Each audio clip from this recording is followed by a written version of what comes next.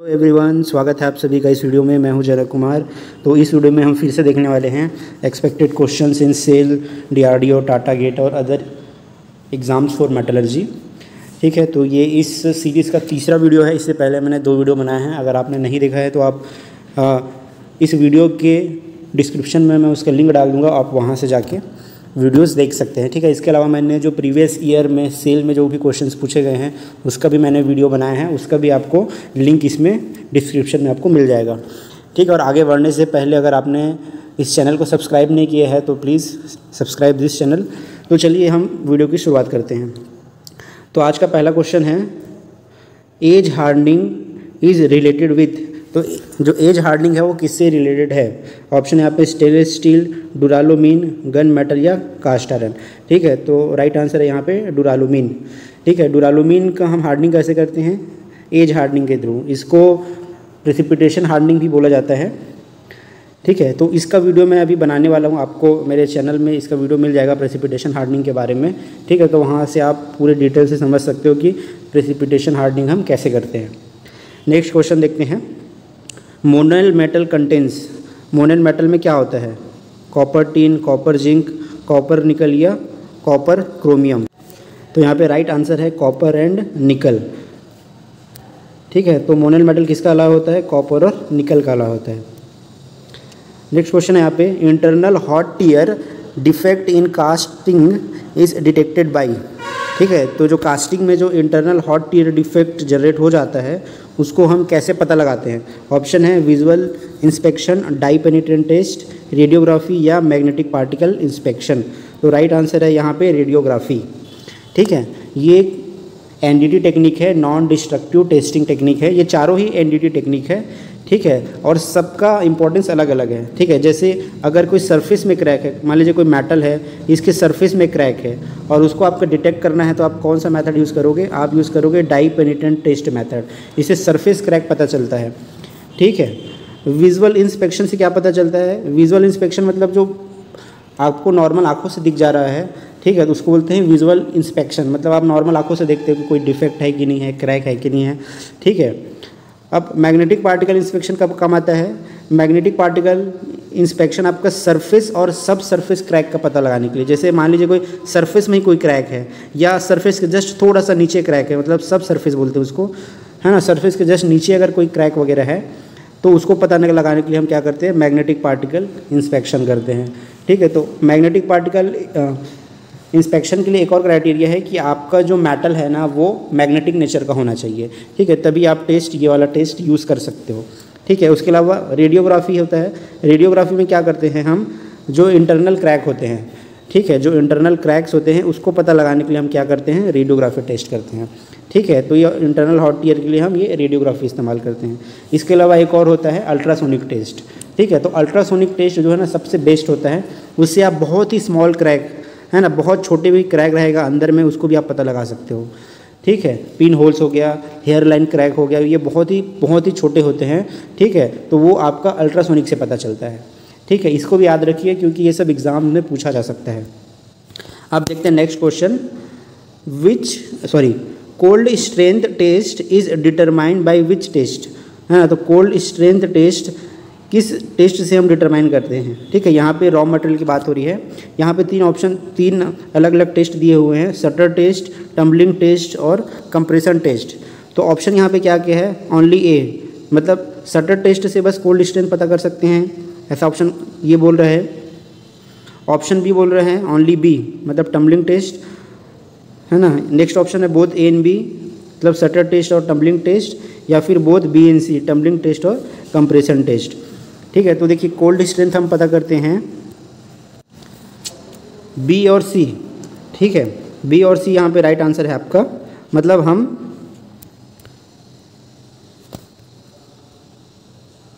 तो यहाँ पे राइट आंसर है बोथ बी एंड सी। ठीक है, मतलब बोथ बी एंड सी मतलब टम्बलिंग टेस्ट और कंप्रेशन टेस्ट, इससे हम क्या पता करते हैं? रॉ मटेरियल का कोल्ड स्ट्रेंथ पता करते हैं। ठीक है, जनरली जो रॉ मटेरियल है जैसे आपका आयरन ओर हो गया, ठीक है, कोल हो गया, कोक हो गया, इन सब का, या फिर जो सैंड हो गया है ना, कास्टिंग के टाइम पे जो सैंड यूज़ करते हैं उसका स्ट्रेंथ टेस्ट किया जाता है इसमें। ठीक है, देखिए थोड़ा बहुत बता देता हूँ सबके बारे में। सटर टेस्ट क्या होता है, जनरली ये मोल्ड का जो स्ट्रेंथ है ना उसको मेज़र करने के लिए यूज़ होता है। इसमें क्या होता है, एक पर्टिकुलर साइज़ का मोल्ड बना के रखते हैं, फिर उसको ना इसको ड्रॉप कर देते हैं अराउंड 1.83 मीटर हाइट से, 1.83 मीटर हाइट से ड्रॉप कर देते हैं नीचे। ठीक है, इस मोल्ड को, ठीक है, प्रॉपर साइज़ का मोल्ड होता है। उसके बाद ये मोल्ड क्या होता है, टूट जाता है। ठीक है, टूटने के बाद जो इसको क्या करते हैं, स्क्रीन होता है, स्क्रीन से इसको क्या करते हैं, मतलब जैसे कि आटा छानते हैं, आटा वो करते हैं ना अलग अलग, है ना, स्क्रीन से, वैसे ही इसको भी जो मोल्ड के टुकड़े हुए हैं ना उस स्क्रीन की मदद से ये देख लेते हैं कि कौन सा कितना मतलब फाइन वहाँ पे जनरेट हुआ है। ठीक है, कितना फाइन जनरेट हुआ है, तो ये इसे सटर टेस्ट हम पता करते हैं। अगर ज़्यादा फाइन जनरेट हुआ तो उसमें क्या है, ये सटर इंडेक्स कम आएगा। ठीक है, तो सटर टेस्ट आपको बताता है टफनेस को। ठीक है, टफनेस को बताता है। टम्बलिंग टेस्ट में क्या होता है ना, tumbling test generally iron ore हो गया, कोल या कोक, इन सब का करते हैं। इसमें क्या होता है ना, आपका एक सिलेंडर होता है इस तरीके से। ठीक है, तो इस सिलेंडर में क्या करते हैं, कुछ अमाउंट में हम क्या कर लेते हैं, जो भी रॉ मटेरियल है उसको लेके इसमें डाल देते हैं। ठीक है, एक मेजर अमाउंट में डालोगे, जैसे जो भी होगा, मान लीजिए 5 केजी 10 केजी, है ना, मेजर्ड अमाउंट में इसमें डालना है। उसके बाद ये क्या होता है, ये जो ड्रम है ना वो घूमता है। ठीक है, तो जब ड्रम घूमेगा तो क्या होगा, ये जो रॉ मटेरियल है वो क्या होगा, अंदर में ब्रेक होगा। जैसे ये है, तो ये घूमेगा तो ये रॉ मटेरियल कुछ ऊपर तक ऐसे जाएगा, उसके बाद फिर नीचे ड्रॉप हो जाएगा, फिर ये चीज़ होते रहेगा। ठीक है, कुछ मिनट के लिए हम क्या करते हैं, इसमें जो ड्रम है उसको घुमाते हैं। उसके बाद क्या करते हैं, रॉ मटेरियल को निकाल के फिर से वही जो स्क्रीन होता है ना उस स्क्रीन में डालते हैं और देखते हैं उस स्क्रीन की मदद से कितना फाइन वगैरह जनरेट हुआ है। ठीक है, तो अगर ज़्यादा फाइन जनरेट हो रहा है मतलब वहाँ पे उसका स्ट्रेंथ कम है। ठीक है, अगर फाइन ज़्यादा जनरेट हुआ तो स्ट्रेंथ कम मिलेगा आपको, ये इससे पता चलता है। कंप्रेशन टेस्ट तो बहुत सिंपल होता है। कंप्रेशन टेस्ट जनरली हम ब्रिक्स वगैरह का, रिफ्रैक्ट्री का जो ब्रिक्स है ना उन सब का यूज़ करते हैं। उसमें ब्रिक्स बना के रखते हैं और इसमें क्या किया जाता है, कंप्रेसिव लोड लगाया जाता है। ठीक है, और ये मेज़र करते हैं कि किस लोड में ये ब्रेक हो रहा है। ठीक है, तो वो लोड फिर पता कर लेते हैं, उससे पता चल जाता है कि इसका कंप्रेसिव स्ट्रेंथ कितना है। ठीक है, इस पर्टिकुलर रिफ्रैक्ट्री का। ठीक है, तो चलिए अब देखते हैं next question. Maximum temperature generated in front of tuyere. तो ट्यूअर के सामने सब मैक्सिमम टेम्परेचर कितना जनरेट होता है। ठीक है, डिग्री सेल्सियस में पूछ रहा है, 1500 डिग्री सेल्सियस, 1600, 2000 या 1800 डिग्री सेल्सियस। तो राइट आंसर है यहाँ पे 2000 डिग्री सेल्सियस। ठीक है, तो जो ट्यूअर होता है ना उसके जस्ट सामने ये टेम्परेचर 2000 डिग्री सेल्सियस जनरेट होता है। ठीक है, देखिए क्या होता है, ये ब्लास्ट फर्नेस है आपका। ठीक है, तो यहाँ पे ये होता है ट्यूअर रीजन, बोस के आसपास होता है आपका ट्यूअर, है ना। तो इस ट्यूअर से हम क्या देते हैं, हॉट ब्लास्ट देते हैं, है ना। हॉट ब्लास्ट मतलब गर्म हुआ, जिसका टेम्परेचर जनरली आपका होता है 1200 के आसपास। ठीक है, लगभग होता है इसके आसपास, ये हॉट ब्लास्ट सप्लाई करते हैं। तो ये हॉट ब्लास्ट जो है ना ये क्या करता है, ये पास में जो कोक होता है जस्ट इसके सामने, ट्यूअर के सामने जो कोक होता है ना उसको तुरंत जलाता है। ठीक है, ये जो कोक होता है ना इस हॉट ब्लास्ट के कारण क्या होता है, बर्न होता है, जलता है ट्यूअर के सामने। तो इस बर्निंग के कारण ही ना आपका लगभग 2000 डिग्री सेल्सियस जो है टेम्परेचर जनरेट होता है। ठीक है, जो कि ब्लास्ट फर्नेस का मैक्सिमम टेम्परेचर होता है ना। ब्लास्ट फर्नेस का जो है मैक्सिमम टेम्परेचर होता है ना। अगर ट्यूअर के ऊपर जाओगे तो टेम्परेचर आपका कम होगा, ट्यूअर के नीचे जाओगे तो अभी टेम्परेचर कम होगा। ठीक है, ट्यूअर के जस्ट सामने जो है वो सबसे ज़्यादा टेम्परेचर आपको मिलता है ब्लास्ट फर्नेस में। ठीक है, यहाँ पे जो कार्बन है ना डायरेक्टली बर्न होता है, कार्बन ऑक्सीजन के साथ रिएक्शन करके क्या बनाता है, सीधा कार्बन डाइऑक्साइड बनाता है ट्यूअर के जस्ट सामने। अब देखते हैं next question, solution loss reaction is. ठीक है, तो सॉल्यूशन लॉस रिएक्शन कौन सा है, ऑप्शन है कार्बन डाइऑक्साइड, है ना। ऑप्शन 1 देख लीजिए, कार्बन डाइऑक्साइड कार्बन से रिएक्शन करके क्या बना रहा है, CO बना ले रहा है ना। दूसरे ऑप्शन में क्या है, कार्बन और CO रिएक्शन करके CO2 बना ले रहा है ना। थर्ड में क्या है, जो CO है वो टूट करके कार्बन डाइऑक्साइड और कार्बन बन रहा है। ठीक है, या इनमें से कोई वो रिएक्शन नहीं है। तो देखिए यहाँ पे राइट आंसर है आपका ऑप्शन 1। ठीक है, कार्बन डाइऑक्साइड जो है कार्बन से रिएक्शन करके क्या बना रहा है, CO बना रहा है। इसको बोलते हैं सॉल्यूशन लॉस रिएक्शन। ठीक है, तो ये सॉल्यूशन लॉस रिएक्शन ना ब्लास्ट फर्नेस के लिए बहुत ही बेनिफिशियल है, बहुत अच्छा है। मतलब सॉल्यूशन लॉस रिएक्शन होना चाहिए ब्लास्ट फर्नेस के अंदर। ठीक है, मतलब आपका जो कार्बन डाइऑक्साइड है वो किससे रिएक्शन कर रहा है, कार्बन से, मतलब कार्बन इसमें लॉस हो रहा है, इसलिए इसको क्या बोलते हैं, सॉल्यूशन लॉस रिएक्शन बोलते हैं। दोनों रिएक्शन करके क्या बना लेता है, CO बना लेता है। ठीक है, अब देखिए ये रिएक्शन बेनिफिशियल क्यों है। देखिए इस रिएक्शन से आपको क्या मिल रहा है भाई, CO मिल रहा है। ठीक है। और CO ही क्या है, मेन रिड्यूसिंग गैस होता है ब्लास्ट फर्नेस के अंदर, ठीक है। यही है जो आयरन ओर को रिड्यूस करता है, ठीक है। कार्बन डाइऑक्साइड कोई रिडक्शन नहीं करता है क्योंकि ये और ऑक्सीजन नहीं ले सकता है कार्बन डाइऑक्साइड, ठीक है। तो आपका कार्बन डाइऑक्साइड वापस से CO बन रहा है, तो ये बहुत अच्छी चीज़ है कि आपको वापस से CO मिल रहा है ना। तो इसे रिडक्शन रेट जो है वो क्या होता है, फास्ट होता है, ठीक है, क्योंकि यहाँ पे आपको CO मिल रहा है इस रिएक्शन से, ठीक है। चलिए अब देखते हैं next question. Corundum contains more than 95% of, corundum में 95% क्या होता है, Al2O3, SiO2, MnO या स्टील। तो राइट आंसर है यहाँ पे Al2O3, ठीक है। तो कोरंडम में क्या होता है, Al2O3 होता है। कोरंडम कहाँ पे यूज़ होता है, कोरंडम आपको यूज़ होता है कटिंग के लिए, ठीक है। आप लोग कहीं देखे भी होंगे, लोहे को काटने के लिए एक आता है, ठीक है, ऐसे गोल से व्हील जैसा, है ना, ये जनरली कोरंडम होता है, ठीक है। इसमें क्या होता है Al2O3, ये बहुत ही हार्ड होता है, आराम से ये लोहे को काट सकता है, ठीक है। अब देखते हैं next question. Bell metal contains, तो बेल मेटल में क्या होता है, 70% कॉपर, 30% जिंक, या 70 से 75% कॉपर एंड रेस्ट टिन, है ना, या फिर 70% copper and rest zinc and tin, या फिर 90% कॉपर एंड 20% टिन, ठीक है। तो राइट आंसर है यहाँ पे ऑप्शन ये बी, ठीक है। 70 से 75% कॉपर होता है और बाकी क्या होता है, टिन होता है बेल मेटल में, ठीक है। तो इसको आप याद रखिए। तो ये जो अलॉयज़ होते हैं ना, जो नॉन फेरस अलॉय है वो बहुत ही इंपॉर्टेंट है ना कॉम्पिटिटिव एग्जाम के लिए, क्योंकि इन सब से कम 2 से 3 क्वेश्चन जनरली पूछे ही जाते हैं, कि खासकर जो कॉपर अलॉय है। तो ये सारे अलॉयज़ के बारे में आपको जान लेना है। देखते हैं next question. Purpose of chaplet in casting is, तो कास्टिंग में जो चैपलेट होता है उसका क्या पर्पस होता है। ऑप्शन है to support the core, ensure directional solidification, improve gas ventilation, या कंप्रेस मोल्डिंग सैंड, है ना, ये सैंड है, ठीक है। तो यहाँ पे राइट आंसर है आपका option A, to support the core, ठीक है। तो चैपलेट क्यों यूज़ करते हैं हम लोग, कोर को सपोर्ट करने के लिए, ठीक है। और कोर क्यों यूज़ करते हैं, कोर अगर आपको कहीं पे अगर हॉलो सेक्शन बनाना है या होल बनाना है कास्टिंग में, है ना, तो हम क्या करते हैं, कोर बनाते हैं, ऐसा कोर रहता है। और इसी कोर को सपोर्ट करने के लिए नीचे हम क्या लगाते हैं, चैपलेट लगाते हैं, ऐसे नीचे हम क्या लगाते हैं, चैपलेट, ठीक है। ये तो ये कोर को सपोर्ट करता है, ठीक है। देखते हैं next question. Temperature range for soldering process is, तो सोल्डरिंग प्रोसेस में टेम्परेचर रेंज आपका क्या होता है, 13, है ना, 300 से 500 डिग्री सेल्सियस, 40 से 100 डिग्री सेल्सियस, 600 से 900, या 80 से 250 डिग्री सेल्सियस। तो राइट आंसर है यहाँ पे 80 से 250 डिग्री सेल्सियस, ठीक है। तो ये सोल्डरिंग का क्या होता है, ये टेम्परेचर रेंज होता है, ठीक है। सोल्डरिंग प्रोसेस जनरली आपको पता होगा, जो इलेक्ट्रॉनिक इक्विपमेंट होती है ना, वहाँ पे रिपेयरिंग के काम आता है सोल्डरिंग, ठीक है। और इससे रिलेटेड और एक क्वेश्चन पूछा जा सकता है आपको कि इसमें कौन सा फिलर मेटल यूज़ करते हैं हम सोल्डरिंग में, ठीक है। तो इसका राइट आंसर है lead and tin base alloy, lead और टीन बेस अलॉय यूज़ करते हैं हम सोल्डरिंग में, ठीक है। इसके अलावा और क्या जानने वाली बात है सोल्डरिंग में, ये होता है सोल्डरिंग में कि आप जिस मेटल को आप वेल्ड कर रहे हो उसको आपको वो वहाँ पे मेल्ट नहीं होता है ना। जैसे कि मान लीजिए मुझे 2 वायर को जोड़ना है, ठीक है, तो सोल्डरिंग प्रोसेस में ये दोनों वायर आपका मेल्ट नहीं होगा, खाली जो सोल्डरिंग अलॉय है ना, जो फिलर मेटल है वो मेल्ट होगा और इस दोनों को जोड़ेगा, ठीक है। इसको आप याद रखिए। इसके अलावा एक और इम्पॉर्टेंट होता है ब्रेजिंग, ठीक है। तो जो ब्रेजिंग में जो टेम्परेचर होता है ना, वो 250 से ज़्यादा होता है, इसको आप याद रखिए, ठीक है। और वहाँ पे जो फिलर मेटल हम यूज़ करते हैं वो होता है जनरली आपका कॉपर अलॉय होता है, ठीक है। वहाँ पे हम क्या यूज़ करते हैं, कॉपर अलॉय, तो इसको आप याद रखिए। अब देखते हैं नेक्स्ट क्वेश्चन।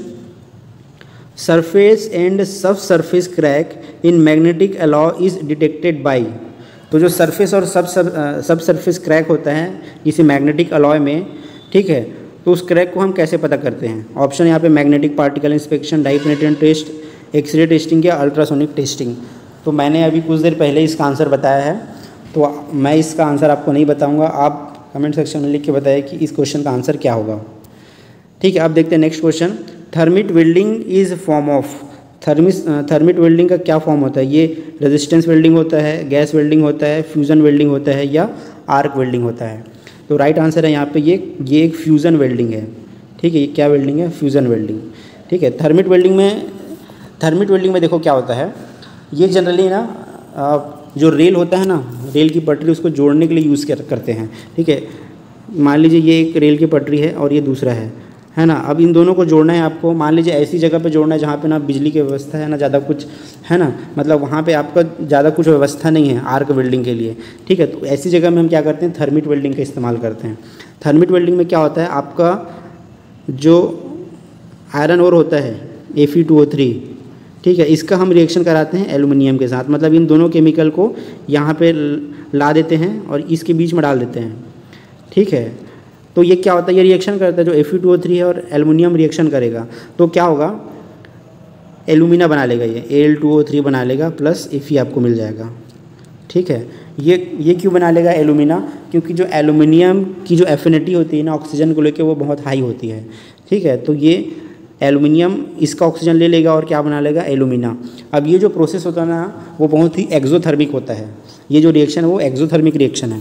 तो यहाँ पे जब आप दोनों पाउडर को मिलाओगे तो दोनों में एकदम तुरंत रिएक्शन होगा और आपको अलग से हीट सप्लाई करने की ज़रूरत नहीं पड़ेगी, ठीक है। इस रिएक्शन में इतना हीट मिल जाएगा कि इससे आयरन आपका मेल्ट हो जाएगा और आयरन मेल्ट होकर यहाँ पे इन दोनों को ये क्या हो जाएगा, दोनों मेटल दोनों जो रेल है वो आपका जुड़ जाएगा, ठीक है। तो इस तरीके से थर्मिट वेल्डिंग काम करता है, ठीक है। तो ये फ्यूज़न वेल्डिंग का फॉर्म है। इसके अलावा रेजिस्टेंस वेल्डिंग आप जानते होंगे, रेजिस्टेंस वेल्डिंग में स्पॉट वेल्डिंग आता है ना, ये एक सॉलिड स्टेट वेल्डिंग होता है।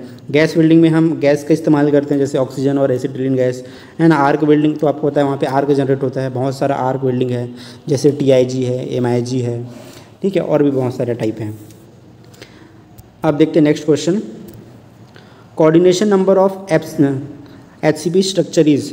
तो HCP स्ट्रक्चर मतलब हेक्सागोनल क्लोज पैक्ड स्ट्रक्चर का कोऑर्डिनेशन नंबर कितना होता है, 10, 8, 12 या 16, ठीक है। तो राइट आंसर है यहाँ पे 12, ठीक है।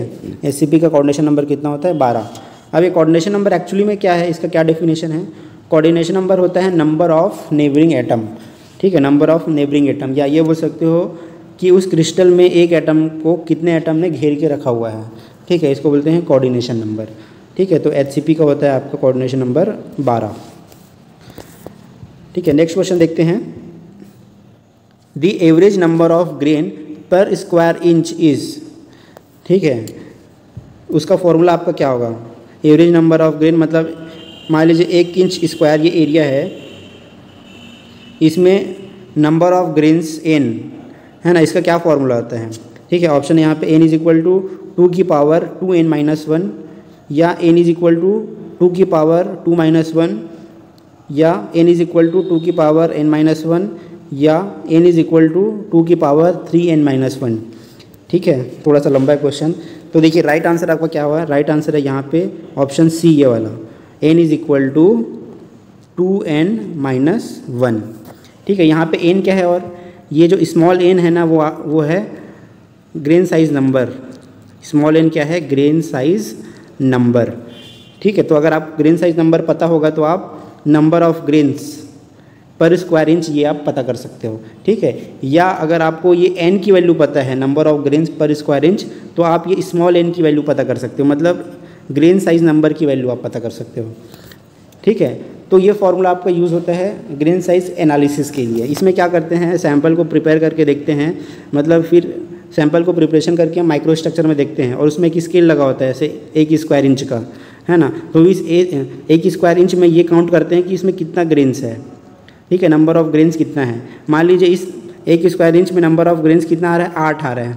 मान लीजिए कितना ग्रेन आपने काउंट किया, 8 किया, है ना। अब आपको क्या निकालना है, ये 8 पता चल गया, मतलब ये इस कैपिटल N की वैल्यू कितनी हो मिल गई आपको, 8, ये आपने माइक्रोस्कोप में देख के पता कर लिया। अब आपको स्मॉल n की वैल्यू निकालनी है, मतलब ग्रेन साइज नंबर निकालना है, तो आप इस फॉर्मूले में रख दो ये वाला n इज इक्वल टू 2 की पावर n-1, तो ये बड़े n की वैल्यू कितनी है, 8 है, is equal to 2n-1।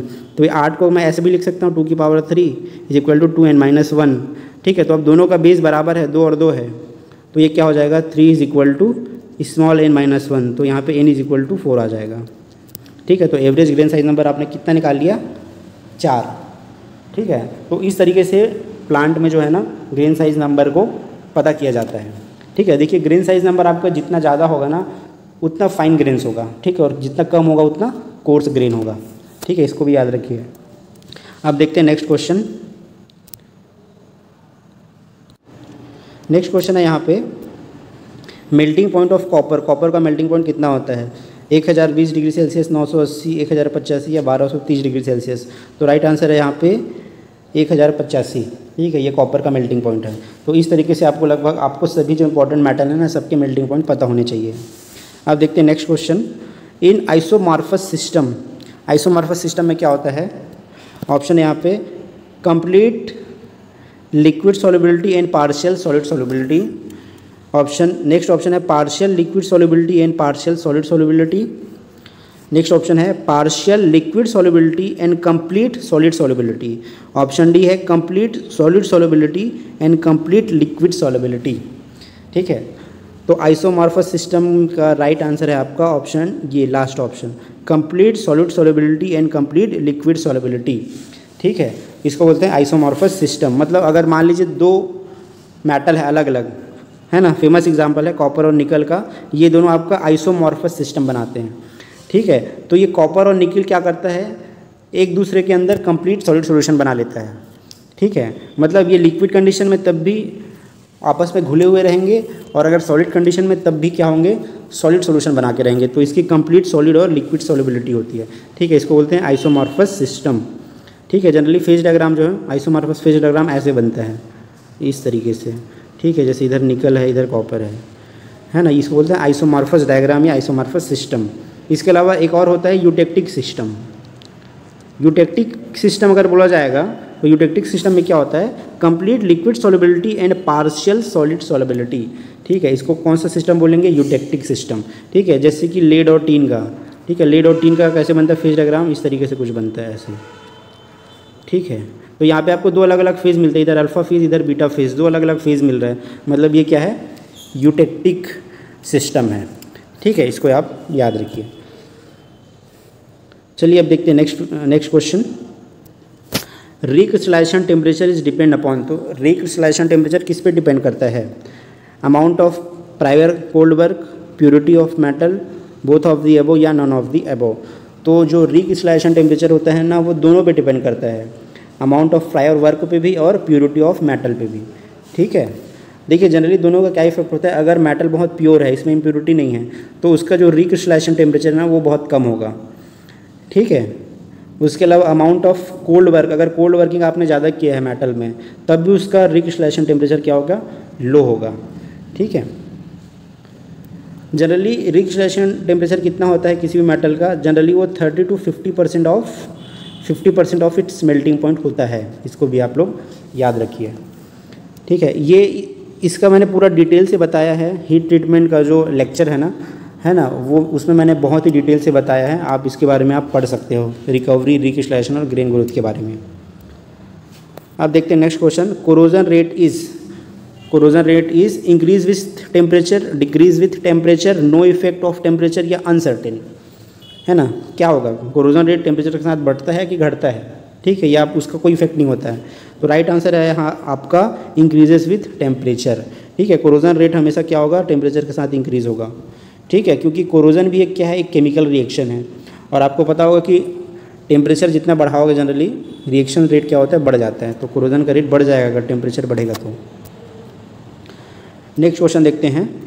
Intergranular corrosion occurs in, तो इंटरग्रेनुलर कोरोजन किस में होता है, हाई कार्बन स्टील में, लो कार्बन स्टील में, HSLA में, मतलब हाई स्ट्रेंथ लो अलॉय स्टील में या स्टेनलेस स्टील में। तो राइट आंसर है यहाँ आपका स्टेनलेस स्टील। ठीक है, स्टेनलेस स्टील में आपको होता है इंटरग्रेनुलर कोरोजन। ये क्यों होता है भाई, क्योंकि क्या होता है, क्रोमियम जो है ना कार्बाइड बना के ग्रेन बाउंड्रीज पे इकट्ठा हो जाते हैं। ठीक है, ग्रेन बाउंड्रीज पे इकट्ठा हो जाएगा क्रोमियम कार्बाइड बना के, तो आसपास ग्रेन बाउंड्री में तो बहुत सारा क्रोमियम इकट्ठा हो जाएगा, लेकिन ग्रेन बाउंड्रीज के जस्ट पास में क्या होगा, क्रोमियम की कमी हो जाएगी। क्यों होगी, क्योंकि आसपास का क्रोमियम कहाँ चला गया, ग्रेन बाउंड्री पे चला गया।